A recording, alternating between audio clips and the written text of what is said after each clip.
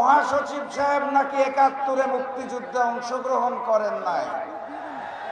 দুষ্টু লোকেরা তাইও বলছেন ওনার পিতা নাকি ৭১-এর কুখ্যাত রাজাকার ছিল। আমি কিছু বলতে চাই না, দুষ্টু লোকরা বলছে। ওই যে নতুন জালেম ছিলেন নাকি আপনারা, তার মহাসচিব গতকাল শুনলাম খুব মন খারাপ, জাতীয় নির্বাচনে নৌকা প্রতীক নাই দেখে।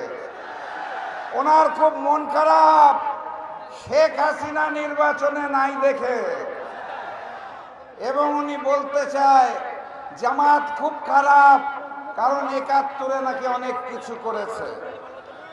এই সংবাদ প্রচার হচ্ছে ভারতের মিডিয়াতে। এইদিকে দুষ্টু লোকরা বলছে প্রাপ্তবয়স্ক হওয়ার পরেও মহাসচিব সাহেব নাকি ৭১-এ মুক্তিযুদ্ধে অংশগ্রহণ করেন নাই।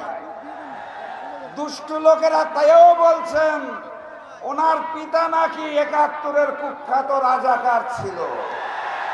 আমি কিছু বলতে চাই না, দুষ্টু লোকরা বলছে। পুরাতন জালেম আওয়ামী লীগ গণভোটে নায়ের পক্ষে আছে, এখন দেখি নতুন জালেমও নায়ের পক্ষে।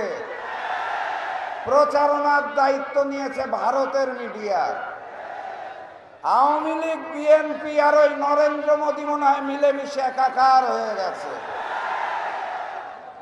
আমি স্পষ্ট ভাষায় বলতে চাই, ঐক্যবদ্ধ বাংলাদেশ যদি দেখতে চান তাহলে এই মঞ্চের দিকে তাকান, এই খুলনার দিকে তাকান, যেখানে হিন্দু মুসলমান মিলেমিশে একাকার হয়ে গেছে।